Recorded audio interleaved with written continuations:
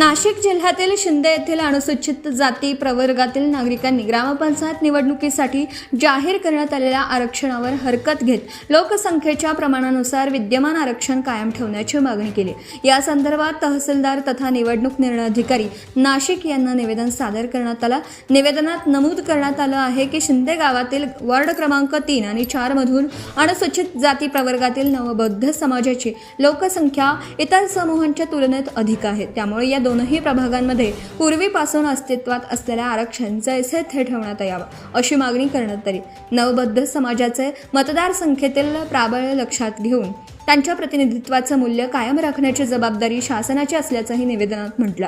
याचबरोबर अनुसूचित क्षेत्रात समाविष्ट स्थानिक स्वराज्य संस्थांमधील आरक्षणासंदर्भात सर्वोच्च न्यायालयात याचिका क्रमांक 187/2025 दाखल असून ती विशेष अनुमती याचिका क्रमांक 18756/2021 सोबत संलग्न करण्यात आली।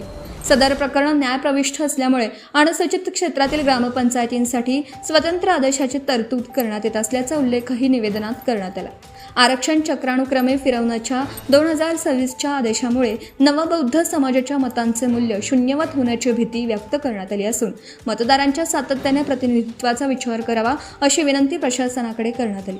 अन्यथा अनुसूचित जाती समूहांच्या मतांचं शोषण होत असल्याचा संदेश राज्यभर जाऊ शकतो असा इशाराही निवेदनाद्वारे देण्यात आला।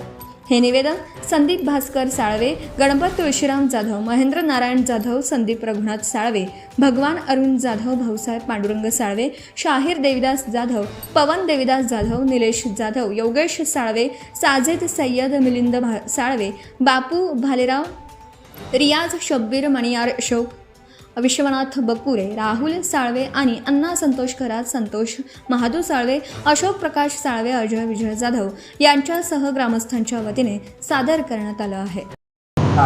करू सुरू आहे। महाराष्ट्र शासनाने डिक्लेअर केलेल्या ग्रामपंचायतच्या म्हणजे सर्व स्थानिक स्वराज्य संस्थांच्या निवडणुकीचा पडघम आता वाजलेला आहे, परंतु आता ग्रामपंचायतमध्ये असलेलं त्यांच्या अधिनियमानुसार जो नियम आता लागू झालेला आहे तो चक्राकार पद्धतीचा आहे। या चक्राकार पद्धतीच्या नियमाला आमचा सर्वांचा विरोध आहे। याचं कारण असं आहे की या चक्राकार नियमानुसार गावातली प्रभाग रचना, वार्ड रचना आता पूर्णपणे बदललेली आहे।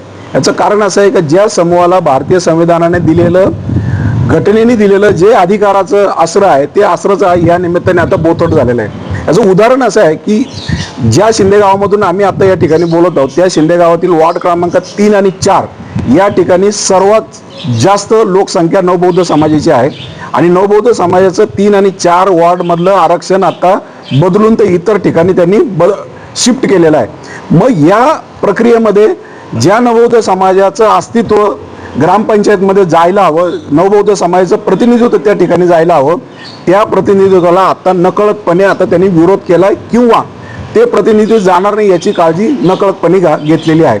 आमच्या सर्वांचा या निवडणूक प्रक्रियेमध्ये विरोध यासाठी आहे का त्या समूहाचं प्रतिनिधी जर जायचं असेल तर या समाजाला न्याय मिळायला हवा, अन्यथा या निमित्ताने या नवबौद्ध समाजाची नाराजी शासनाच्या प्रती आहे, हा आमचा ठाम निर्णय झालेला आहे।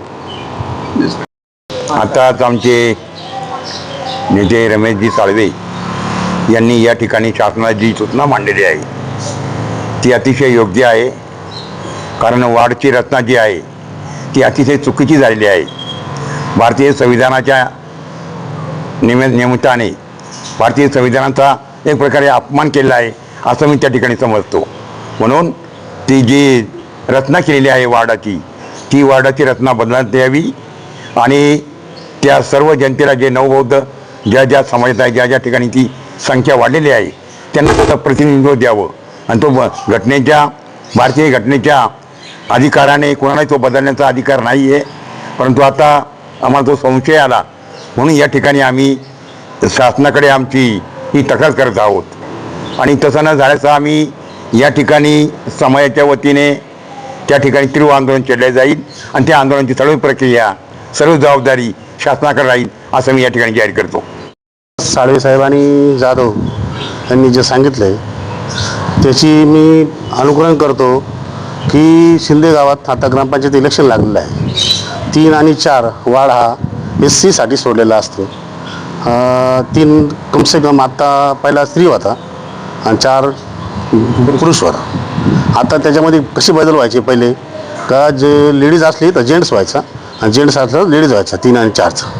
आणि त्याच्यामध्ये लोकसंख्या SC समाजाची दोन्ही वार्डामध्ये जास्त होती.